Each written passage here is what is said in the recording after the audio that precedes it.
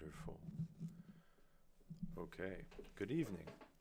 My name is Mike Cribbin. I am a founder here at IntelliSync AI, head of product design and development, responsible for the Taskmaster product and future product developments.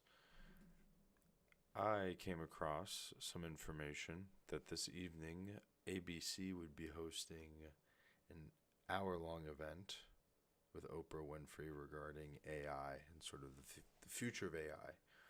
And that particularly this event looked like it would have a certain bent to it based on the guests and regarding the fact that I don't think Oprah Winfrey is really the first person that comes to mind when you think who should be sort of leading a conversation about AI for public consumption on late night TV like ABC 7. So we decided we're going to throw together a little stream, add a little bit of expert input here in order to balance the conversation out. So Oprah Winfrey AI special.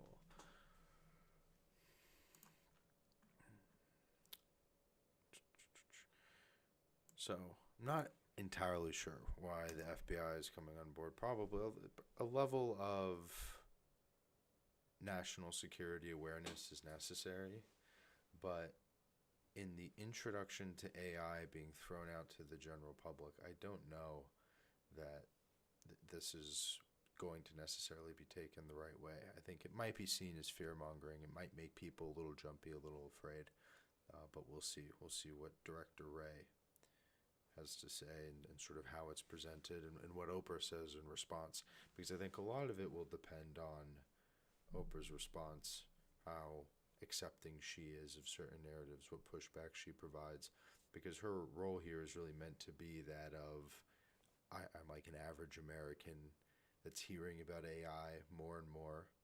What perspective should I have? What information do I need to be aware of when I'm looking at AI either from a business or consumer perspective? Because Oprah has a fairly wide audience, right, that could cover different perspectives and different people. Sorry. So we'll see what it ends up being. But, I mean, we have Sam Altman and Bill Gates. These are two people that are obviously going to be pro-AI, very invested in OpenAI. And it's interesting that today OpenAI releases this new model that is sort of native chain of thought, which is an impressive development. What would truly be impressive is how is this implemented on the back end? Is it truly a new model, or is it a sort of chain of thought pipeline that's implemented via like an internal fine-tuned RAG pipeline, which is still impressive as a product, certainly. But you could, in theory, develop this for a personalized or more particular business application, and it could perform slightly better. Now, if it's an internal model that is consistently and in its own right thinking and analyzing its own steps to a high degree of accuracy again and again, that could be an impressive development. Now, it's still a brainstem. It's still an incomplete system. It requires an agentic interface on top of it in order to really add a level of use that most business professionals or small to medium or even large scale teams could really start to see tremendous value from this technology. And so being a firm that's kind of building these additional capabilities on top of cutting edge developments, these are actually good updates for us, and it pivots us in a good direction. I've played around with the 1.0 model a little bit, and I think we'll use it in certain applications, but it's not necessarily suited for every single step in an agentic pipeline. You know, sometimes you don't want a model that's thinking so much, actually. In some degrees, you can see this when you think about employees. There are some employees, there are some members of an organization or in the supply chain that an organization is a part of on some degree or another, where not a lot of thinking is involved. There's sort of just these narrow directions that must be followed and implemented on certain timelines. And so you can still use machine learning to have those pipelines be implemented faster and more rapidly, and maybe self-iterated and improved upon to increase efficiency over time. But that doesn't necessarily need the thinking capability that you would see in this sort of self-analytical system that is ChatGPT 1.0 and the sort of similar RAG models that are out there. So two very heavy, very pro AI individuals, coincidentally aligning with a development from OpenAI. And then we have a technology reviewer. I'm personally a bit of a fan of Marcus Brownlee, but I don't, again, is this really the panel that is needed to help guide like the average middle class American who watches cable TV or watches it via a streaming service as I'm going to? Is this really the panel that we want directing their opinions? My contention would be that the answer is no, actually, that either this is not going to be enough, or that actually it might be too much in a certain direction that isn't helpful to the conversation, that might actually misguide people a little bit. I don't know if I'd go as far as to say misinformation. That's a pretty strong claim. But when you only represent one side of the argument, or if you only represent one side of the argument very seriously, or if you over-represent one side of the argument, which I firmly believe might occur here this evening, it can be something tantamount to the same effect as misinformation, or something close to it. So, it's important to mince words, I think. I want to be respectful. I don't want to come across too aggressive or anything like that. But when we're talking about these huge technological developments that could have a very big impact, even on the average person, the average American, the average viewer of the Oprah Winfrey show, it's important to be responsible. And responsible in as many ways as humanly possible. It's not to say that the Oprah or her show or anything is out of line, but I think there's an extra level of caution that might be warranted here that most people don't consider. And so that's why I'm here, right? I'm here to add that extra voice, and we'll record this and chop it up and re-upload it such that there's a record of like, hey, there were other voices out here that were adding an additional level of context that we believed was necessary. So that will be worth my while at least, and hopefully worth other people's while. A little Instagram reel, a little pre-announcement. Again, Christopher Wray, Pulitzer Prize, Marilyn Robinson. So this is presumably like the anti-AI person. So she's a novelist and an essayist. I have not heard of this woman. Maybe that's a self-report. She graduated from Brown. Wow. Brown. Established. So she's a very accomplished writer. That's cool. But she's written novels. Is this the same woman?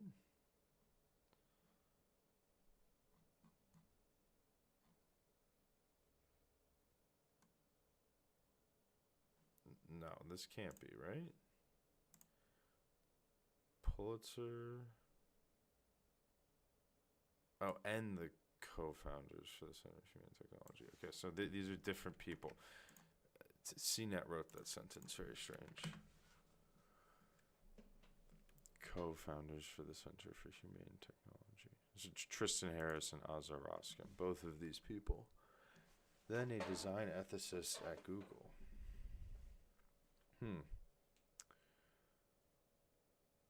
Well, it didn't go super well for you, Tristan, in terms of impact at Google, I would say. Albeit we are going to watch this through a Google or an Alphabet-owned platform, so maybe I'm a little hypocritical. Internet addiction into political extremism and misinformation.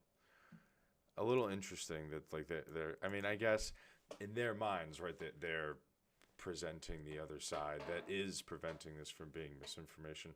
But we'll see how serious the opposition is. Realistically, I think that this is better opposition to have than some like Eliza Yudkowsky type figure who's like, oh, there's going to be some super intelligence that's going to wipe us all out. That type of stuff is it is extreme. There's certainly going to be, economic shifts or disruptions that occur from the adoption of AI across the economy, but there's not really going to be some sort of super intelligence type event that's going to wipe people out or cause any sort of huge disproportionate impact that cannot be accommodated for. However, using machine learning to get people more addicted to the internet, mental health issues that might arise from internet addiction, the spread of political extremism, AI generated misinformation, these things, and the abuse of newer technologies, I think is a much more realistic oppositional narrative to present for a show like Oprah Winfrey's. There's definitely people out there that could present this deep, thoughtfully considered prospect as to how a super intelligent disaster is around the corner. But to entertain that alongside someone like Sam Altman, who's going to come across a little bit more measured, a little bit more professional, I don't think that presentation would look very good. I haven't looked too much into these guys' work, but it'll be interesting to see how they present. But again, to have people like this next to this essayist woman, assuming that this is the right person, although, I mean, it says Pulitzer Prize winning. I believe I'm looking at the right person, but we'll see. That seems wild to me, but I guess we'll find out momentarily. We have about 12 more minutes. I might take like a 5-minute break before it actually starts. It did already. We're doing West Coast Live, as this is what they say in the business. West Coast Live, which is doing it 3 hours later. But look, it airs. It airs in 11 minutes. That's what I have. This is what we're working with. Okay, and realistically, you actually, to truly understand a work of this magnitude, you need the context. You need to watch ABC 7 all day, actually. So I have been watching ABC 7 since about 5:30 this morning. You can't go back for some reason, but so I've watched ABC World News. I saw today's episode of Jeopardy. I'm watching Wheel of Fortune on my phone off screen, and then we'll watch this together. And I might even watch Lucky 13 in order to really wrap it all together. I think the after show is important, but. So yeah, that's why I couldn't just watch it when it aired at East Coast time, because I would have missed this critical material going forward. So there you have it. But we're 10 minutes away from the big show time, what we've all been waiting for, early criticisms. So yeah, there have already been people kind of talking about this idea that there may be a bent to Oprah's presentation. I'm not a genius enough to be the first person to realize that this might not be the best possible way to address this topic in front of the American public on late night TV. But I don't think I'm in the same boat as artists and people like Carla Ortiz when it comes to these sorts of oppositions. Yeah, that's not my art. Okay. Thanks. I wasn't reading that or anything. A darkly humor, blah, blah, blah. Okay, so this is like a cartoon artist person, and I don't think that AI is out to get anyone's jobs, not any artist jobs in particular or anything like that. I think if you're skilled at art, if you're skilled at taking written ideas or concepts and turning them into these like broad visual masterpieces, I think AI is truly there to help you. Whoever's giving you this idea that AI is coming for your job or coming to undermine you is either playing into some sort of insecurity that you might have, or they're overplaying something and they're making things dramatic. There have been cuts to staff, certainly. There's been this idea of, hey, we can kind of take your content, chop it up, and then reproduce it and make money off your labor without paying you full time. But that's happened to software engineers and the tech people that you hate for making AI for the better part of a decade, because you write code, it gets contributed to some cloud-based repository, and people can take that code and they can reuse it after firing you, depending on how the intellectual property rights go. So that's been part of the vindicated opinion from people on the AI sphere who are pushing the more visual generative AI aspects, and that they don't particularly care that artists are crying about it, because this type of intellectual property theft, which is probably not going to be considered intellectual property theft when it goes before the court system, unfortunately, has been thrust upon the programming in the tech community for the better part of a decade or 2 decades. And so that's why these types of pleas are probably going to fall on deaf ears for a very long time. Now, if you can sort of band together or get the type of public attention needed such that that sort of behavior becomes considered exploitative, because today it is not, then obviously I think the perspective would change, in the way that we approach AI or these other algorithmic-based technologies might change. It wouldn't change the IntelliSync AI approach, because we're looking at it from a business procedures and a business processes perspective, which can benefit no matter what, and really isn't as competitive with human labor in the same way that some of this visual generative AI technology is. So we would stay on our steady path. But I think some of that visually generative technology could be curtailed, or the way that it's developed and made accessible could be adjusted in a way that it's more there to help artists as opposed to replace them. There are ways of kind of tweaking it along the edges. I don't really have the time to go too deep into it right now. And I'm not in the visual generative AI space, so it's not a particular concern to me.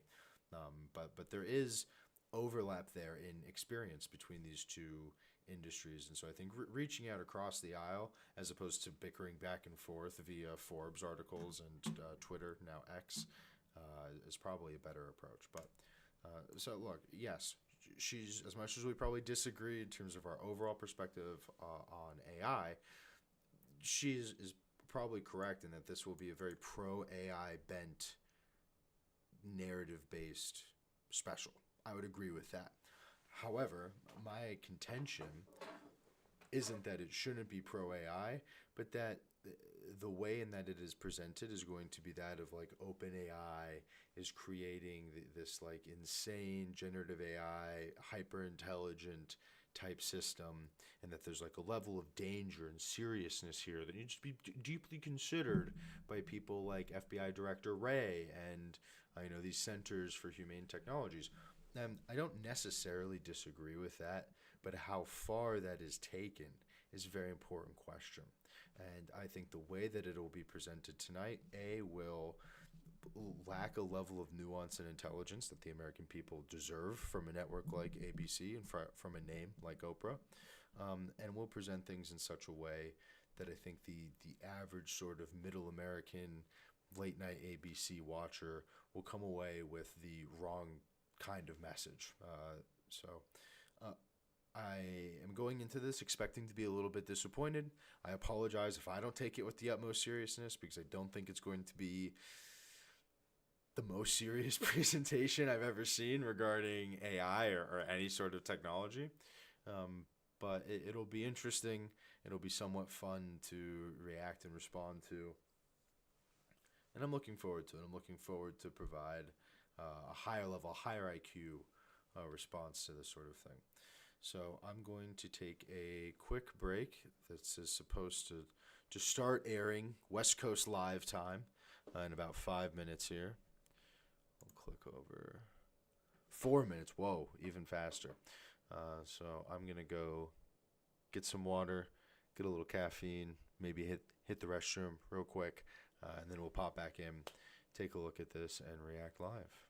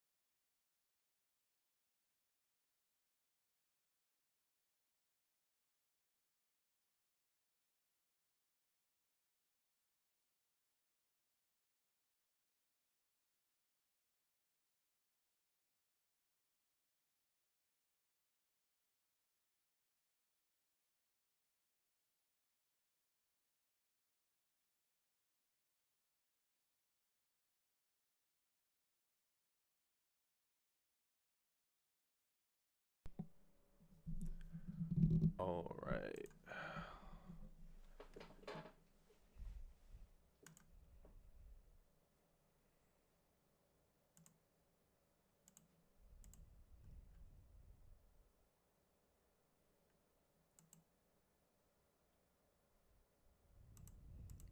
As it airs, baby, we're here. It's 8 p.m. Let's go.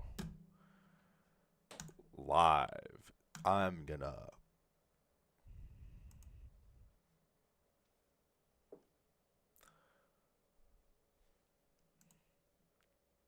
Killer.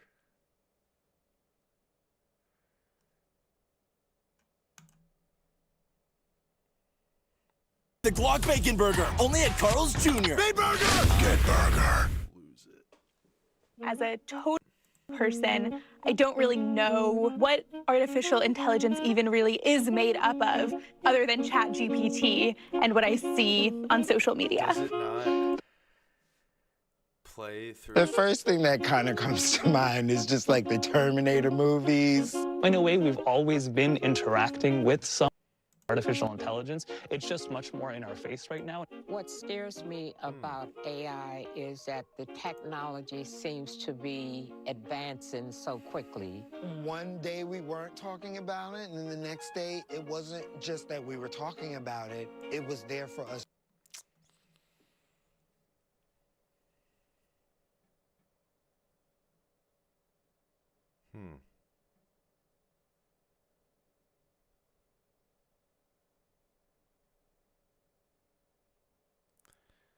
This isn't great.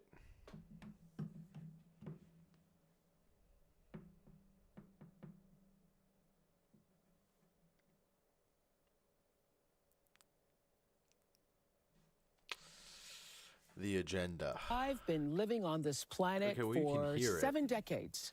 This I've is seen not. a lot of things change. But about a year ago, I saw the first change I didn't fully comprehend. It was Oh, a come on, demonstration dude. of the capabilities of artificial intelligence. And I was bedazzled, fascinated, curious, and also concerned. But there's no doubt, it is here. Artificial intelligence bro. is here, and life for all of us is about to be very different.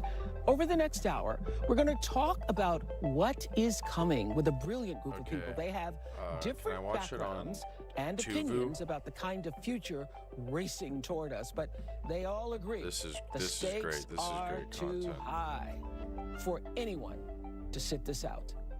Now, if you're worried this is going to be too technical, I promise it is easier than you think. Oh, I'm sure it's The super easy notion when of a you explain computer it. that works like the human brain has been around since the 1950s. The first chatbot arrived in Got some insider 1966, intel about but Fubu. computers at the time weren't powerful enough We'll to listen really to Oprah speak engage. while I find Fubu. Things started changing about 20 years ago with advances in the way computers learn and whole galaxies of our internet data to learn from. Most recently, a group of computer scientists taught machines how to find and process words more easily so they can understand how we naturally communicate. That new discovery is powered by these computer chips called GPUs. Combine smarter programming with more powerful chips and you get AI products like ChatGPT, which can do many of the things a human can do, and some so far beyond our capabilities that it can seem like reality itself is warping. Sam Altman is the co-founder Dude, they put of they put OpenAI, Donald which Trump and makes Kamala ChatGPT. I promised everybody watching that this was not going to be so sorry. technical I'm that they not- wouldn't we understand will do it. it. Well, I'm you will supposed to be do like, it. this is Okay. such an unserious What presentation. is How am I not supposed to artificial intelligence? It's really the next chapter of computing. We have figured out how to make computers smarter, to understand more, to be able This to be is- more this is like intuitive his and more line, By useful. the way, he says Can you this, tell us? And this is like his line. This is his shtick. He's repeated this shtick on probably over a dozen shows now, and who knows in front of how many thousands of financiers. And look, Sam Altman is probably a fairly intelligent guy, but at some point he's kind of pivoted over this fence into a level of businessman that I think you have to see him in a different light, especially when he's on a program like this. but I'm logging on to my Kuti account, and I think they have this on Lufu. Basic terms, how Chat GPT works. You know, at the most basic level, we are showing the system 1,000 words in a sequence Yes. and asking it to predict what word comes next, and doing that again and again and again. So we've seen this on our phones where it predicts, Yeah. what the next word's going to be. Yeah, Yes, exactly. Yeah. But to do that as well as possible, fed think her how that much you lie? have to understand about each word that fed comes her that before and the lie? relationships And every word. and every word. Yes. And by teaching the model to look at a bunch of text and predict what Let's see if this works. 2022 was the first time people said, okay, this Yeah. ChatGPT thing, like this Yeah. is computer talks to me now. That's new. And then since then, if you look at how much better it's gotten, Dude. it's been a pretty steep rate of improvement. Just take me to... Yeah, if you can see how well anti-DMCA technology has gotten, Sam, it's been Quite an improvement. You can't stream but all. Paid money for this. This is crazy. All of us, we are limited by what we can imagine. We have this AI that can help us figure out anything. I'm like logged into Fubu now, and even with Fubu, they have this anti-DMCA technology. Oh wow, this is impressive. You know, Architect this amazing thing, and then can you invent some He's talking robots about that can architecting actually this amazing build this technology. this It's a house picture of a that we house. just imagined together. very nice. So the Architecting a machine then nice just little becomes a house. part of your family, the way the phone is a part of our lives now. It becomes a tool for you to do whatever you want for your family. Do you think it's moving too fast? My current belief is no, but I could imagine things that would change Honestly, that quickly, and I would the say, okay, this visuals is aren't moving even too fast. particularly Like what? What would important. change that? If we made an AI system that was better at doing AI research than all of OpenAI, Now that's dinner and a show. and you could push a button and just say, improve really fast. That's an example of something I think would be moving too fast. If we're talking about AI benefiting everyone, the industry is dominated by a lot of people who look like you, male and white, and very few who look like me. Yeah. Are there any thoughts about how to address that? Yeah. Good. We are exactly 7.5 minutes. We're 7.5 minutes in, and we're gonna bring in the race stuff. I just don't. Again, I don't think this is the type of conversation about cutting edge technology that America deserves. Unfortunately, I think America deserves at least a slightly better conversation regarding this kind of stuff. So, yeah, it's unfortunate that this, hopefully it's just nice and quick and they move off of it, but something tells me it's going to be a little bit longer than I would like to see.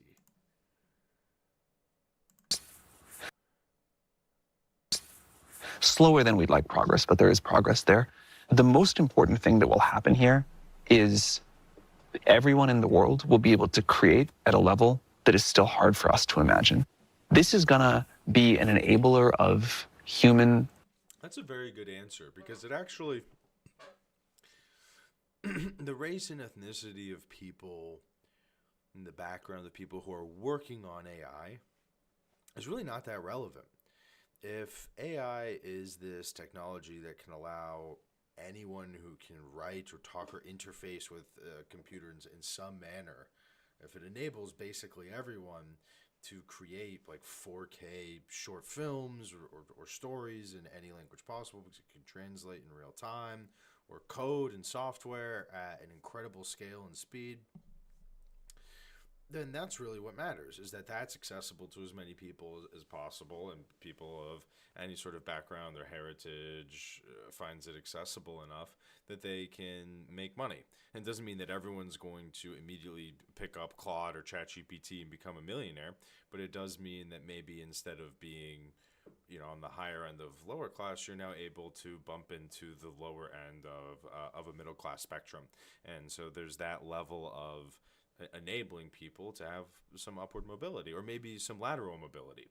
Maybe because you have access to AI tools that can offset some of your day-to-day office labor, you can now take that time to pick up a new skill or a new trade and move into a different industry faster than you could have before. Because sometimes industries grow and shrink. Maybe you see your industry shrinking, you want to kind of jump ship. And because you have these AI tools to learn and implement what you've learned faster, you're able to do that without causing too much economic harm or psychological stress on yourself. So Sam's answer is really, really good here. It kind of avoids this idea of, well, how do we like hire more people who look like Oprah Winfrey? And it's more about, look, let's look at this technology holistically, not just as an industry, and see how it will help people of a variety of backgrounds make more money and be more successful.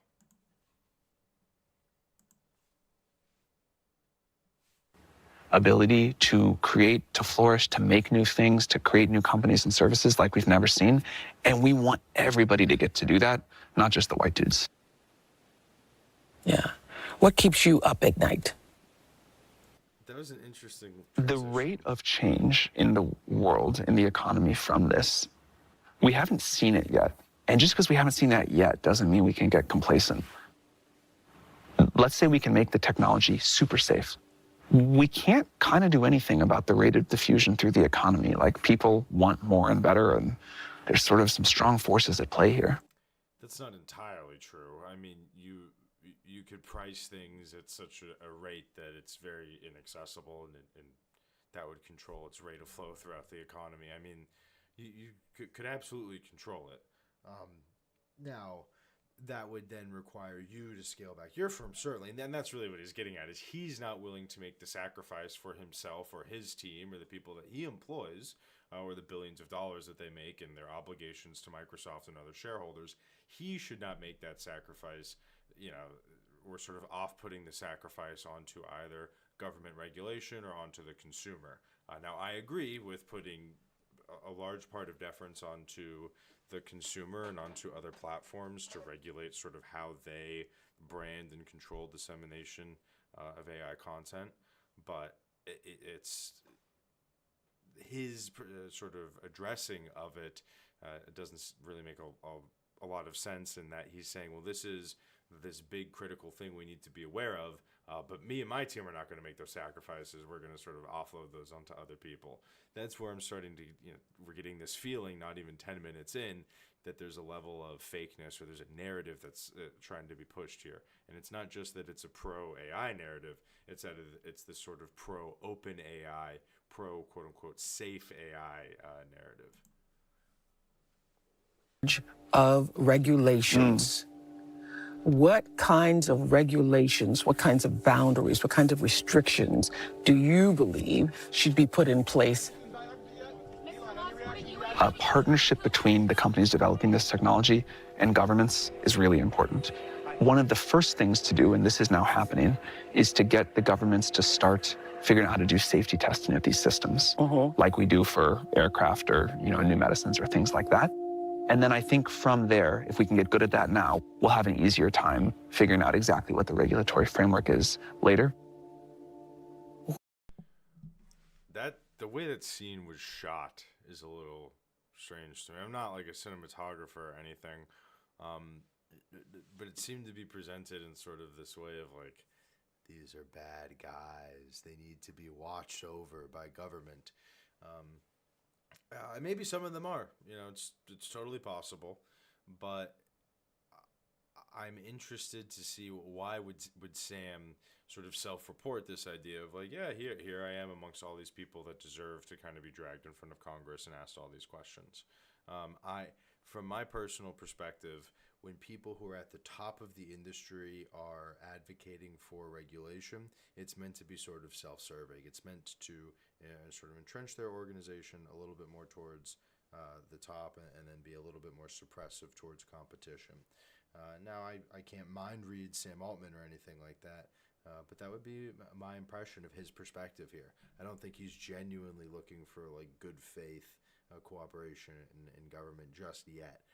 Once they start to put the heel on them a little bit more, and there is this idea of a level of oversight or government committee that's doing safety testing, well, then obviously he's going to seriously extend a hand or seriously extend an offer, because it's more of an existential threat to his day-to-day operations. I mean, that makes sense. That necessarily follows.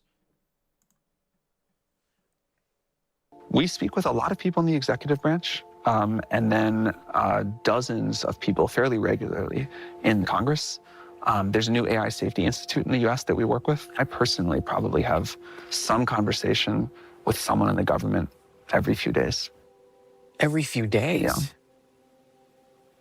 And what are y'all talking about? What the US needs to do to lead here, how we're going to build enough data centers, how we're going to deal with chips and where those chips are produced and make sure that geopolitically we have a good strategy there, how to think about safety for AI and how the government should test it, how to think about collaboration with other governments, what the economic impact of this is going to look like, how the government should be using this, all that. The bottom line for Those are some good conversations that Sam Altman should be having with people in government. This idea of like, hey, if we're going to source chips from these things or for these things, how do we make sure that at no point during production is there ever a Chinese agent who's soldering like a tiny little backdoor, a tiny little subcomponent or something like that that could come bite us in the rear in the future. What are the national security and the economic implications of technology like this as it does become more and more adopted, and how do we address it? How do we either legislate it or deploy it to the people in such a way that it's not too disruptive? So assuming that these conversations are being had in good faith and with the right people in government that are intelligent enough to take this information and act on it in a positive manner, then maybe I stand corrected here. Maybe a lot of these conversations that Sam Altman is having are good, could be beneficial to his organization and the industry and the public and government overall in the near future. I would be excited to see that. That would be something that would be really cool. So I like a lot of Sam's responses. Sam is trying to expand as much as possible on what are like really simple, low ball questions from Oprah. I'm far more disappointed in Oprah's performance and impressed with Sam's performance. Sam is trying to make the most of it. I'm not sure how much of this was rehearsed beforehand, but no, very good on Sam to try and maximize kind of presenting the technology in a reasonable way. That's not sort of overdoing it yet. We're still fairly early on. I mean, I could be disappointed by later responses, but he seems to be providing pretty measured responses about the current state and future of the technology. And again, assuming his narratives are sort of true and totally transparent in terms of the government cooperation, I think that could yield positive results in the near future. So good on Sam. We're a little negative, a little thumbs down on Oprah's performance thus far, but maybe she'll redeem herself, and Sam will disappoint me shortly here.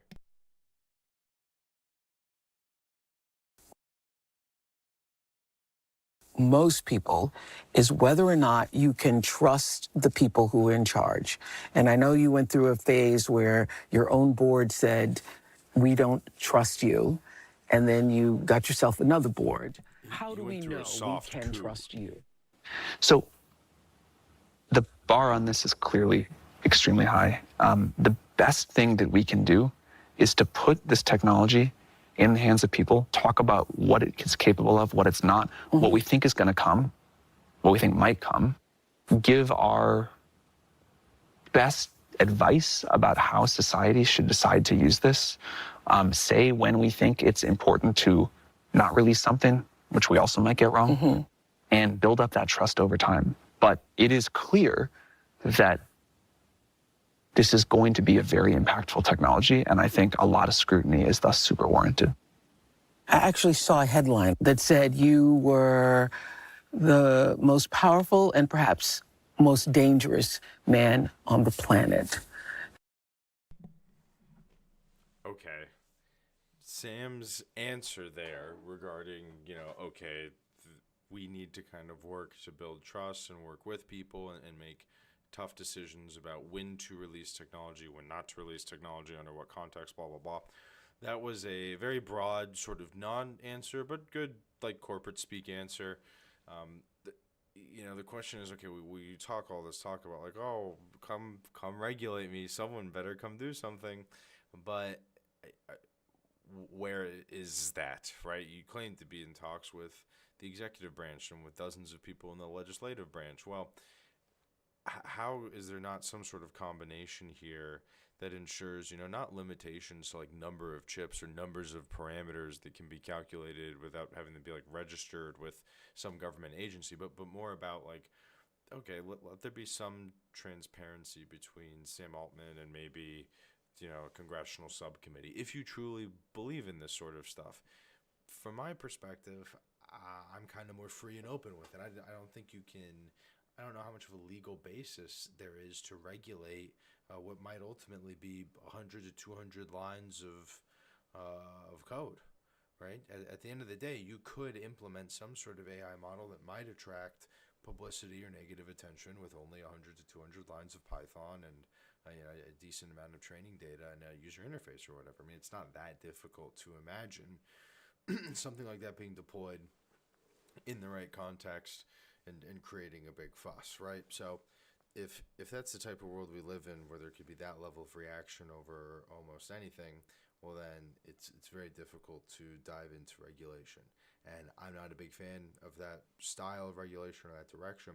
And so if people like Sam Altman believe in that, they should pursue it, and they should pursue it very seriously, or else the more and more time passes without that being substantively addressed with people like Sam Altman's cooperation, the more and more I start to get this feeling, and most people should get this feeling of, okay, the presentation of willingness to cooperate might be a little bit overblown and might be a little bit dishonest. Man on the planet. And I'm wondering how that sits with you.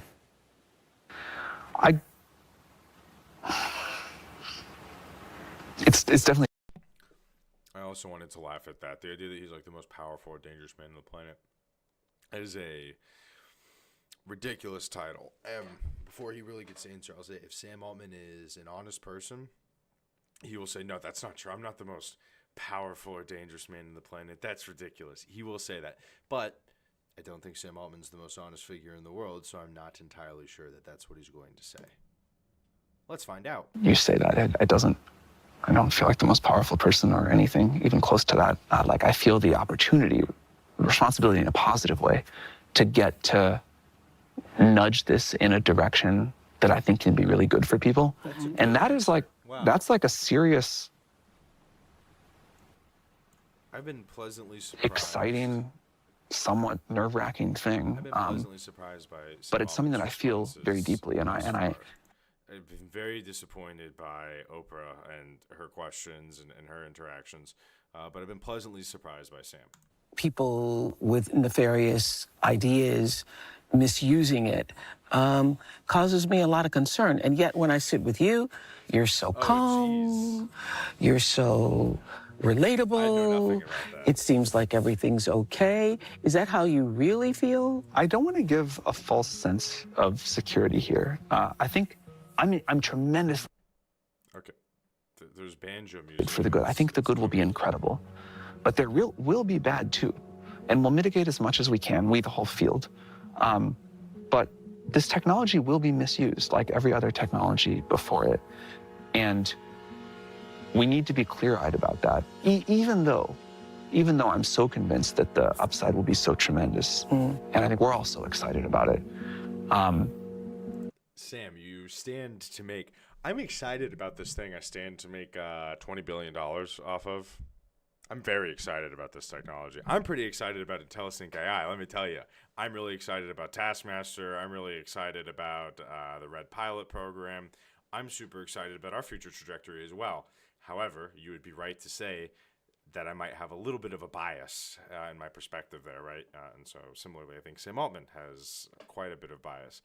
The dangerous people misusing AI, that's true. That's dangerous. I mentioned that towards the beginning, that the more serious approach to talking about AI safety is this idea that maybe foreign propagandists or domestic extremists could use AI generative technology to overrepresent the impact that they have, or to produce lots of content on behalf of their ideas and permeate the public conversation more so than they would be able to naturally, right? That's a far more serious like security concern to bring up if you want to be this AI security type figure, more so than the Eliza Yudkowsky super intelligence, economic disruption, blah, blah, blah, blah, blah. That is a delusional perspective to have. So Sam and Oprah are taking a far more serious approach, but the choice of like, I'm deeply concerned about these nefarious figures. I am too. Political extremists and AI and dangerous like terroristic figures, there's a serious concern, and it's looked at a national security level, what that impact could possibly be. So good on Sam Altman for having those conversations with those government leaders to prevent that from violating the safety and security of the United States. Full package. AI in the future of us. Nice. Good little transition. So there's ad time. I mean, I reacted kind of live to a lot of the stuff, but overall, Sam is very good at these sort of like non-answers, but just answers enough within sort of the purview of corporate speak that I think it plays very well for him. Oprah, I get that she's trying to come at this from this like, pardon me, I'm an American that knows like absolutely nothing, but I'm hearing more and more about this technology. Here are my questions. But it's always, here's one question, here's a disparate question, here's a disparate question, or at least that's what it's been so far. And I don't think that's how the American public would have that conversation. If they had a chance to sit down with Sam Altman, there's not just like a top 3 questions that you can answer and assuage people's concerns. I mean, it's the start of a public discourse. Maybe it gets people somewhat interested, or they have a slightly deeper understanding than they had 20, 30 minutes ago or whatever. But I don't think, again, I think America deserves a better conversation. If this were part of a 5-part series where they would be, answering and asking these types of questions and going in depth over multiple iterations, then I could see it a little bit more. But this is going to be a one and done presentation in a way that I think is a little disappointing and a little lackluster. And so my hope is that this is the start of something a little bit better. Maybe it's not all done with Oprah and ABC. Maybe it's spread around to other networks and other publications over time. But I think there needs to be something deeper. There needs to be sort of follow-ups to these surface level non-answers. But from like a business or an analytical or a researcher's perspective, Sam's answers are very good. They don't oversell anything, but they don't undersell it either. I mean, he acknowledges this idea that he's working with a powerful technology. He's working with something that could have an impact from a national security perspective, from the economic perspective, from a social perspective, from a political perspective, all these different things. He's very aware of that. But he's not saying like, oh, well, I can't wait to be this AI overlord or anything crazy like that. So I think Sam is presenting himself very well, very professionally. What Oprah is meant to represent is not very well flushed out, and I wish they had done a better job of that. We're going to try and skip some of these ads here. We'll see who Oprah is due to talk to next. Is it Bill? Is it Bill Gates next? Pictures. I use like the simplified versions of AI, like on TikTok. You know how like when you do like the filters and you can see how you looked in the 1930s, and they'll like change your picture from now to like, That's technically of yourself. Yeah. I work as the Muslim chaplain at Rutgers University. I'll use it when I'm writing a sermon. I will never use the actual end product, but it's something to think about. And oftentimes when I've done that, that's what scares me. I would have been shocked at the idea that you could use an AI-generated sermon, but to use it as like notes or to develop the ideas, that I could see. That would have been shocking to me. Even about using it, because there was so much being said about how it will basically eat you alive if you're not careful. And then I decided to talk to it and interview it, and it just spit out the answer so quickly. It was just stunning.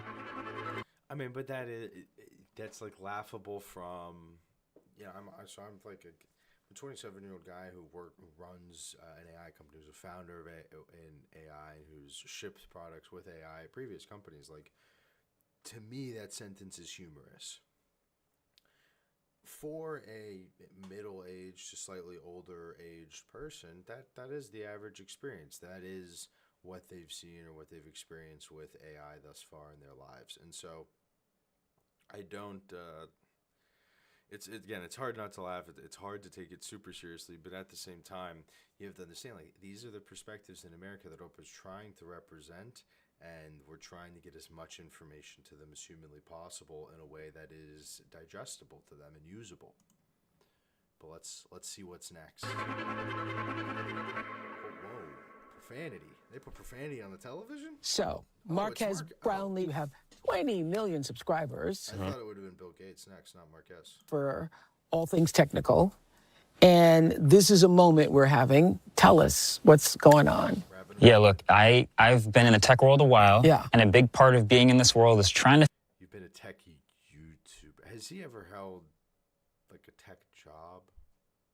Actually, I think he has. I don't even want to Google it and, like, embarrass myself. I'll correct myself and say that he has some level of professional experience. In the tech world a while. Yeah. And a big part of being in this world is trying to figure out when this new thing is a big deal or not. I can say confidently it does feel like a big deal. I think it's a very big deal. Yeah. I want to show you what an AI... But that's, like, such a point. Oh, we all agree this is going to be big, guys. Thank you. Wow. That's why it's on ABC. Like, that... The ABC would not be dedicating an hour of Oprah talking to 5 different people if this wasn't like a big deal, right? But because you're doing such a lackluster job that you have to pad out part of the episode with saying over and over, this is a big deal. This feels like a big deal. In and of itself, like, makes it seem like not a big deal. It actually makes it seem like you don't really give a rat's rear end about this. Like, that you're just kind of on TV talking about this, going through the cliches. And that's why earlier I vaguely mentioned, like, how much of this is scripted or was at least discussed beforehand in order to structure certain answers, because it's like it all feels kind of lame. It all feels like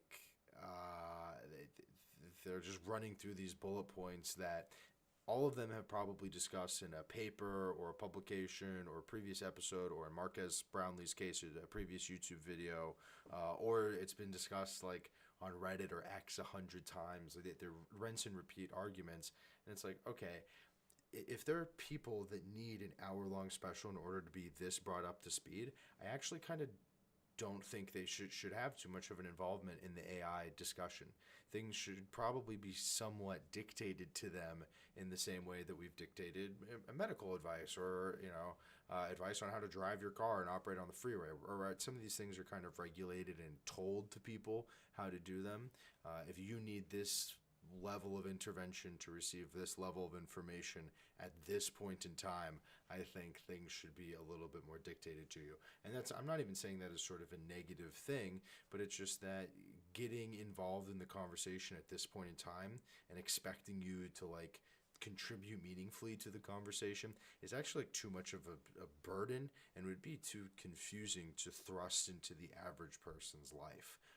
At some point in time, these highly technical conversations kind of have to be left to certain spheres or segments of society to which they belong. It's very strange that ever since, the internet and social media in particular, that, like, technology or software engineering has been this thing where it's always a public concern.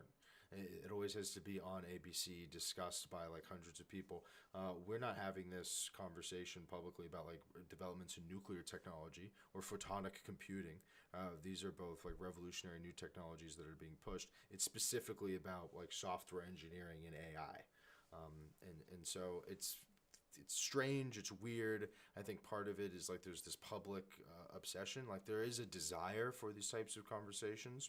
And insofar as we continue to feed that desire, people will continue to ask for it, right? So at some point there needs to be a shift in messaging and some sort of response downward to say, like, hey, some of this stuff is going to be handled a little bit more privately, and in a way that, look, if you want the information, you kind of have to look for it, and people who are knowledgeable enough will know what to look for, in much the same way that we treat nuclear technology and other sensitive advanced technologies. Year ago looked like. Okay. And it's this. This is the rock eating rocks. Okay. It's kind of a meme. It's a pretty funny video. It's obviously not a real video. Obviously. The AI We can generated tell that video that's would not. look Obviously, that's not Dwayne The Rock Johnson eating rocks. Also, it's so funny. Did they not just use the Will Smith eating spaghetti one, dude? It's the one everyone uses. Why did you have to be the one guy to do the rock eating a rock? And now he's going to show, here's the newest Midjourney, blah, blah, blah. Sorry, I'm a little jaded. Yeah. This was 1 year ago. Yeah. Right? 1 year ago. Now, this is what AI generated videos look like. What do you mean? This is not a real person, not a real scene. No.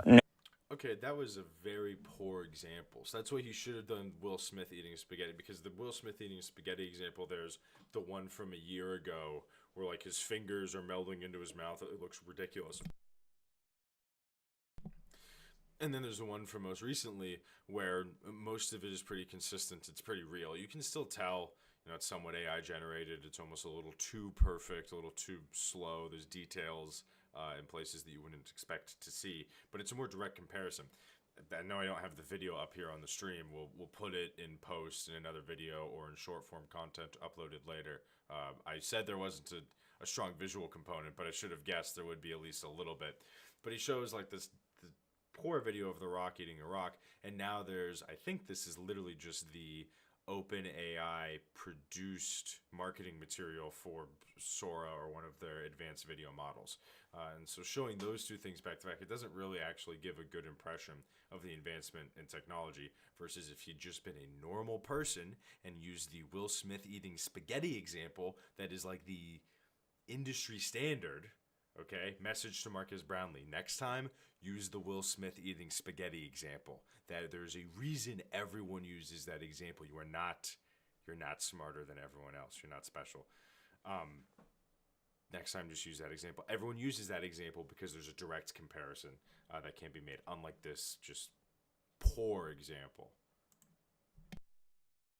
Cameras were used. This is completely generated by an AI generated video tool. Now you can Sorry, let me do I'm going to rewind 15 seconds and I'm going to do my Oprah impression up until there's... AI generated videos look like. What do you mean? This is not a real person, not a real scene. No real cameras were used. This is completely generated by an AI generated video tool. Now you can still kind of look at pieces of this and tell something's not quite right. No, I can't. But that looks like a video. Okay, if she couldn't tell the difference, that's a bit of a self-report. That's more telling of her than it is the technology. Realistically, look, AI video is very good. AI produced image content is very good, and it's only going to get better. But there is this like veneer of fakeness, right? It's the uncanny valley or something like that you can normally tell when it's AI. At the very least, it looks like a little touched up, right? Even if it's close to perfect, it looks like there's at least a little Photoshop applied. There's at least some like editing in post. And once you examine that a little bit deeper, you can normally tell like, okay, either this is like a super well professionally done edit that my ex-girlfriend can't afford, or this is AI, right? And so we make that decision based on context. So I don't know, again, how much of this is scripted, how much of this is Oprah like playing it up for the camera, and it's something that she's rehearsed to do to make this seem super serious, versus how much is this her like genuine reaction? Are people in her age range like this blown away by the technology? And again, if you're this blown away by the video technology at this point, I think you probably need to take a step back from the conversation for a little bit. You can listen, you can be a fly on the wall, but I don't think you should be actively contributing. I don't think we should be dedicating Oprah Winfrey and all these people in an hour of ABC 7 like primetime evening television on a Thursday night, which is like it's a key hour. Like, this is scheduled to be something that seems important. I don't think all of this should have been dedicated to this level of content. I was really hoping for something a lot better here. So far, we have a lot to go. I'm being very judgmental somewhat early on, but both of the conversations that have been had thus far have been fairly disappointing, to say the least. But let's Another one. This one's a little more interesting. It's a handheld cinematic shot of a child on a beach holding an ice cream cone. That's what you asked for. That's what you typed in. That's what I typed in. I'm assuming that AI had this stored somewhere, the picture of the child. AI had to store the picture of the child somewhere. I actually want to see why. So this is a somewhat technical question. Why was this question not asked to someone like Sam Altman? Why? Millions of photos and videos of millions of children stored. Okay, wait, dude. That's not scripted. They said that. Okay, this couldn't have been scripted, because if that was in a script and professional people reviewed that script, someone would have said, "Hold up, I don't think Marcus Brownlee should say that AI has millions and millions of pictures and videos of children stored in the cloud." OpenAI has terabytes, petabytes of pictures and videos of children stored in the cloud. Oh my God. This can't be scripted. This has to be real. That was a ridiculous statement. I must have misheard him. That's what you typed. Pieces of this until something's not quite right. No, I can't. But that looks like a video. Here's another one. This one's a little more interesting. It's a handheld cinematic shot of a child on a beach holding an ice cream cone. That's what you asked for. That's what you typed in. That's what I typed in. I'm assuming that AI had this stored somewhere, the picture of the child. AI has millions of photos and videos of millions of children stored that it's trained on. Okay, are they real children? Is this a real child? It's not a real child, but it looks like one because it's trained on a ton of real children. Is that real ice cream?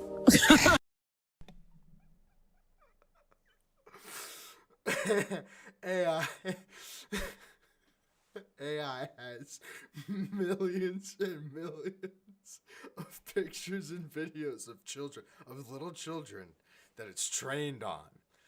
That's not a real child. That's a fake child that it generated because of the millions and millions of pictures and videos of real children that it's looked at for thousands of hours, Oprah. Okay, thanks to multi-threading, AI has looked at millions and millions of pictures and videos of millions and millions of different children, millions and millions of times per second, thanks to multi-threading and graphic processing units. Thanks to GPUs.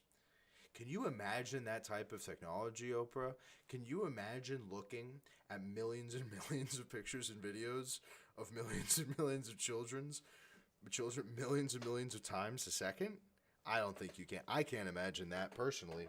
Right hand to God, I could never imagine doing that. Someone in Oprah's position of power and influence, they might be able to imagine doing something like that. I can't imagine. That's crazy to me. That's wild. That almost sounds unethical. Oh my goodness. They could not have scripted that. There's no way that was in a script and somebody looked at that. Someone with two pairs of eyes and a functioning brain looked at that and said, you should leave that in. In fact, we're going to ask ChatGPT right now. We're going to see if AI is intelligent enough. We're going to use the brand new model that they released today in tandem with, you don't need to see my previous history, in tandem with this release. I'm releasing an ABC 7 special on AI technology. Should this line be kept in the script, or could it be misconstrued as inappropriate? Beauty about AI, you can just type misconstrued wrong. Nobody cares. Okay, we're going to rewind that one more time and listen to that again. That was a ridiculous statement. Cinematic shot of a child on a beach holding an ice cream cone. That's what you asked for. That's what you typed in. That's what I typed in. I'm assuming that AI had this stored somewhere, the picture of the child. AI has millions of photos and videos of millions of children stored that it's trained on. Okay, are they real children? Is this a real? Okay, AI has millions of photos and videos of millions of children stored that it's trained on. We'll do ... We'll do the ellipsis. We'll make this very professional because this is a professional ABC review done by a professional man. But it looks like one because it's trained on a ton of real children. Is that real ice cream? It sure looks like it. And this is, again, like if you pay super careful attention to the physics, then maybe you could tell it's not real. So how are we supposed to know? How are we even supposed to know what is real and what isn't? That's one of the biggest challenges right now, is because there aren't. Okay, so let's see if AI is smart enough to see. The line you provided could potentially be misconstrued or raise concerns among viewers. Mentioning that AI has millions of photos and videos of millions of children stored might make the audience uncomfortable or lead them to question the ethics and privacy aspects of data collection involving minors. That was my takeaway from that statement, Marcus Brownlee. So in future times when we're talking about children and AI video, this should be the perspective that we have. That was a wild statement. My goodness. Someone should lose their job over that, probably, in my opinion. To it. So everyone who makes tools like this kind of is coming up with their own rules on the fly. Yeah. Oh, I'll add a watermark to the corner, or I'll add some metadata to the file. So if someone downloads it, then they can tell. How are we supposed to know where to look for a watermark? It's a couple layers deep. So the point is there isn't really any good set of rules yet. That's untrue. There are hypothetical rules that could be quite easily implemented, mostly involving like some sort of blockchain or license key exchange to sign data, such that data that you publish on some sort of public internet over which data scraping is permitted and allowed, that if that data is used in training sets or scraped for use on some sort of Google image thing or made available for download, that you would be given recognition, control, possibly even automated compensation through a sort of blockchain technology for the use of your data by a professional entity or organization. There have been dozens of white papers about that, some of which I have assisted in authoring, because I think that technology is extremely important, and it should be seriously considered in a world where AI is becoming more prolific. And so these data sets are becoming more and more expensive, more and more valuable, and so there is a price tag associated with almost anything you put out there. Even content that you put out anonymously that can't be used to train or identify you as an individual could still be used to train an LLM on sentence structure, or train a video or an image generator, right, on art that you've drawn. And maybe you don't care about that. That's willy-nilly, who gives a damn. That's fine, that's your perspective, but as we've seen with artists and creators complaining, some people do feel as though they have a level of possession or right over that data that is being violated by the type of data scraping and data set generation that we see AI companies or these data brokers that service AI companies engaging in. And so I do think it is appropriate to consider, okay, well, how can we, instead of just bickering back and forth and trying to get like with the lopsided government regulation that will never really be up to spec, are the ways that we can actually upgrade the infrastructure of the internet, the protocols that are used when sharing data between nodes and users across the World Wide Web. Can we bring that up to speed in such a way that it sort of natively represents this data ownership and provides a basis for contractual agreement between data producers, users, data hosters and platforms, and people who have an economic interest in acquiring that data and reusing it in other purposes, right? There's a way to upgrade the infrastructure such that, the contracts that are necessary there are kind of built in and can be very easily implemented and deployed. What people tend not to realize is that the internet is based on these series of very low-level contracts between like your end device, your end device, and then a server that your end device interfaces with, and the code that server serves to you, the user, through that interface, right? There's all these miniature contracts, whether they're implemented in code or via, user agreements and that sort of contractual agreement. And so there are ways to do this in a way that's a little bit more balanced, instead of you just signing away your rights to Meta or one of their subsidiaries, such that Meta can use it to train Llama or future AI models. There's a way to make it slightly more equal of an exchange. It will never be totally equal, because you'll never be able to exploit your data in the same way that a company like Meta can. But in much the same way that, look, if you've got a property with oil on it, you can't exploit that oil in the same way that Chevron can.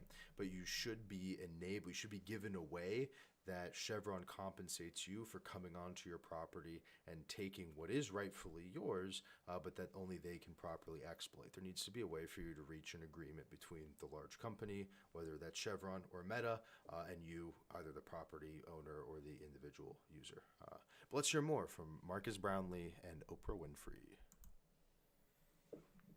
Rules yet. I know this has happened to you, it's happened to me, is to have people take an image of you, put words into your mouth that you didn't say. You're selling things you don't even know you're selling. I mean, I can't even keep up with all the things. What I'm about to show you actually is a voice generator. Yeah. This is actually a real one right now that's trained on my last video. Yes. And you can ask it to say whatever you want. 11 Labs. I'm pretty sure it's 11 Labs, or there's a different one. There's one for speech. I didn't pre-watch this. I swear. My free text-to-speech voice and AI. I know this industry. I know this industry better than Marcus Brownlee. I am willing to bet money that it's 11 Labs is what he's about to show off, even if they don't show it themselves. This is the technology that he's using. I did not pre-watch this. My wife quite literally had it on her phone and was like, "Oh, do you want to watch this with me?" I said no. I wanted to react to this live, because I wanted to be able to say, right hand to God, that right now I knew that it was 11 Labs without ever having seen this before. So I hope my wife is watching. If she's not, I will show this to her later, that there is a legitimate reason I was not just being a bad husband. Okay, so now that that's out of the way, sorry, it was a little bit of a personal vendetta. It's been a little while, so I'm also going to throw it out there. I am watching and reacting to Oprah Winfrey's AI and the Future of Us ABC special right now. Due to YouTube's sort of auto DMCA detector, we're only getting audio, no video. In a future sort of YouTube upload, we will include the video representation of this with my face alongside it, because there is some visual stuff that I wasn't anticipating, but most of the audio reaction, I think, is covered the important parts so far. We will continue. But yes, it's 11 Labs. Sorry. Like me, is there anything you'd like it to say? I'd like to say Peter Piper picked a peck of pickled peppers. Peter Piper picked a pack of pickled Peppers. Let's see if he can do it. Okay. Generate speech. To the untrained ear, this sound... You can't see it. We will have the video on a later YouTube upload. It's 11 Labs. I am a very smart individual, probably one of the smartest people that exists, especially when it comes to AI, and just knowing these things like before they're talked about. I know one of the people was at least an early researcher working on the 11 Labs text-to-speech sort of project, and I'm actually working on a personal project not totally related to IntelliSync that I might publish in a few months, where you could take your favorite YouTuber, favorite online content creator, plug in the sort of repertoire of their YouTube or other online video, and create this sort of 11 Labs thing in like 5 minutes.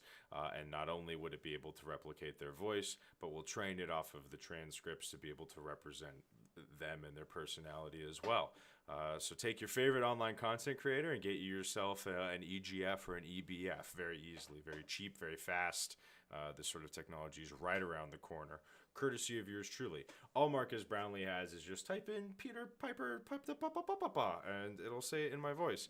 But what's really impressive is, okay, well, can you create this agent that plugs the voice into deeper thoughts that are representative of the person or the thought process behind the voice?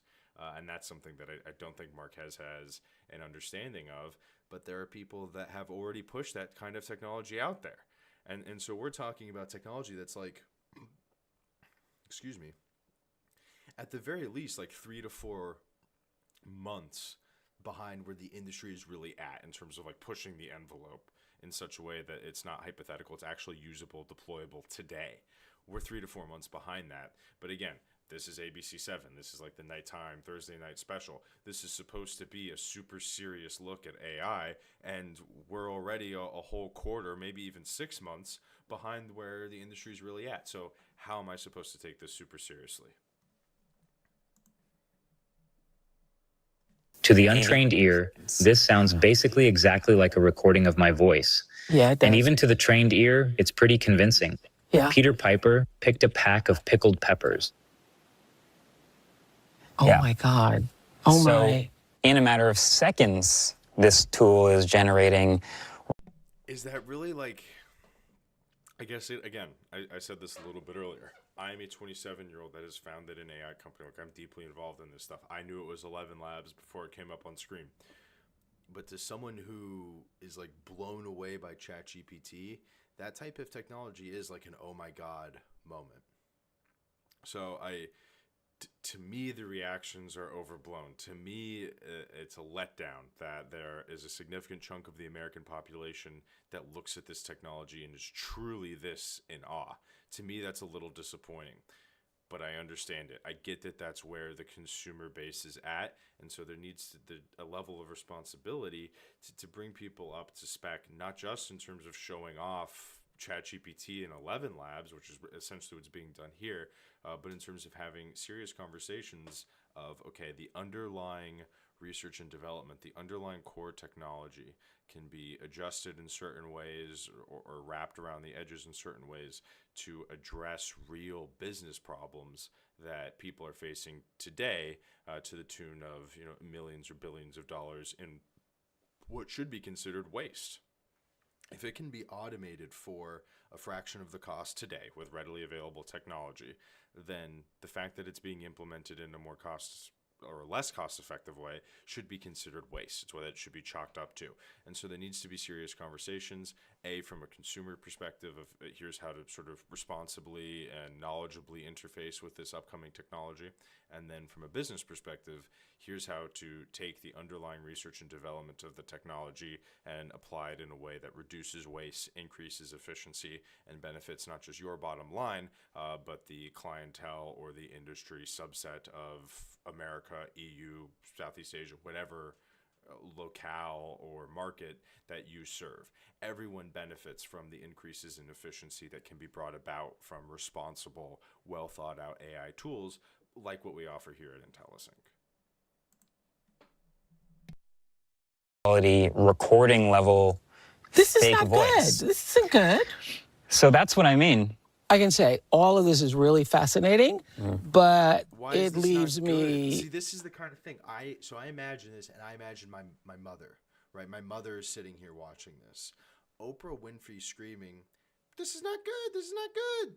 That wasn't the best Oprah Winfrey impression, but her screaming that would have an impact on my mother, such that oh my gosh, this AI stuff is scary. I'm imagining the worst 5 possible use cases for this 11 Labs technology. It's okay, look, people misuse TI-84 calculators in middle school, okay? Young guys write boobs on it, and they show it to each other, and they think it's funny, and they laugh, and it's inappropriate, and it's not what the calculator is made for. It's an abuse of that technology. In the strictest definition of the word, it's an abuse of the technology. It's an abuse of the taxpayer-funded public education system that they might be a part of. It's an abuse of their parents' labor that paid for the TI-84. Right?